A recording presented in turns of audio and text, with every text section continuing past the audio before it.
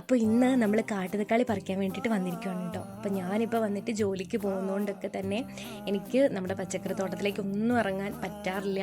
അതുപോലെ തന്നെ വന്നിട്ട് എനിക്ക് അമ്മച്ചീനെ ഹെൽപ്പ് ചെയ്യാനും പറ്റാറില്ല കേട്ടോ. അപ്പോൾ ആൾ തന്നെയാണ് ജോലിയൊക്കെ കഴിഞ്ഞ് വന്നിട്ട് കാര്യങ്ങളൊക്കെ ചെയ്യുന്നത്. അപ്പോൾ നമുക്ക് കാട്ടുതക്കാളി ഇപ്പോൾ അത്യാവശ്യമായിട്ടുണ്ട്.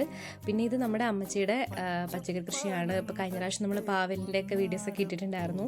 അപ്പോൾ അത് അടുത്ത ട്രിപ്പ് നമ്മൾ പാവലിപ്പം കയറ്റിക്കൊണ്ട് വന്നുകൊണ്ടിരിക്കാനുണ്ട്. പിന്നെ ഇത് തോമരയാണ്. പിന്നെ ഇത് നമ്മുടെ ഉണ്ടമുളകാണ് കേട്ടോ. അതിപ്പം കഴിഞ്ഞ പ്രാവശ്യം നമ്മൾ കുറേ കുറച്ച് തോരനൊക്കെ വെച്ചിട്ടുണ്ടായിരുന്നു.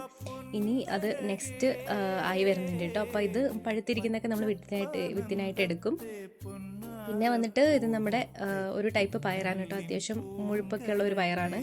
പിന്നെ നമ്മുടെ പച്ചമുളകിനോട് ചേർന്നിട്ട് തന്നെ നമുക്ക് കാന്താരി ഉണ്ട് കേട്ടോ. അപ്പോൾ നമുക്ക് വീട്ടിൽ മൊത്തം നമുക്ക് 3 കാന്താരിയാണ് കേട്ടോ ഉള്ളത്. അത്യാവശ്യം നല്ല കാന്താരി വിത്തിട്ടുണ്ട്. അപ്പോൾ നമ്മളിത് കുറേ ആകുമ്പോൾ നമ്മൾ പറിച്ച് ഉപ്പിലൊക്കെ ഇടും.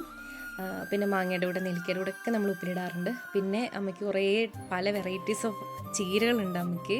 പിന്നെ ഇത് വഴുതനങ്ങയാണ്. അത് പൂവിട്ട് വരുന്നതേ ഉള്ളൂ, കായായി വരുന്നതേ ഉള്ളൂ. പിന്നെ നമുക്ക് കാട്ടുതക്കാളി കുറേ കിട്ടിയിട്ടുണ്ടായിരുന്നു കേട്ടോ. നമ്മൾ കുറേ ഒരു നല്ല ഒരു ശതമാനം കാട്ടുതക്കാളി നമുക്ക് ഇപ്രാവശ്യം കിട്ടിയിട്ടുണ്ടായിരുന്നേ. അപ്പോൾ അടുത്ത വീഡിയോയിൽ കാണാം. ടാറ്റാ.